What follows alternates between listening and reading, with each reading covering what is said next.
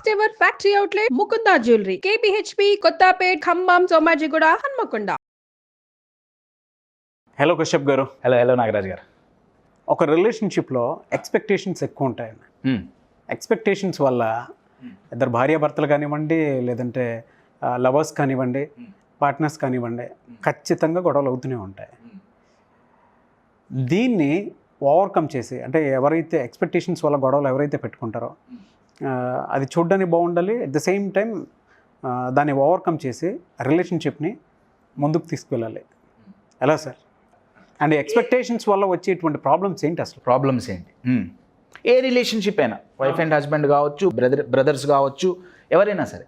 అయితే ఎక్స్పెక్టేషన్స్ లేని రిలేషన్షిప్ అయినా, ఎక్స్పెక్టేషన్స్ లేని జీవితమైనా చాలా చప్పగా ఉంటుందండి. అవును. నాకు తెలిసినంత వరకు ఎక్స్పెక్టేషన్స్తో ప్రాబ్లం లేదు. మీకు ఒక ఎగ్జాంపుల్ చెప్తా. కొన్ని పదాలు వాటంతట అవే మనకు చాలా నేర్పుతాయండి. రిలేషన్షిప్ అనే పదంలో షిప్ ఉంది. పడవ ముందుకు పోవాలంటే నీళ్లు కావాలి కదండి. నీళ్ళ మీదే పడవ పోతుంది. కానీ అదే నీళ్లు పడవలోకి వస్తే పడవ మునిగిపోతుంది. రిలేషన్షిప్లో ఎక్స్పెక్టేషన్స్ నీళ్ళ లాంటివి. నీళ్లు లేకపోతే, ఎక్స్పెక్టేషన్స్ లేకపోతే పడవ ముందుకు పోదు. అవును.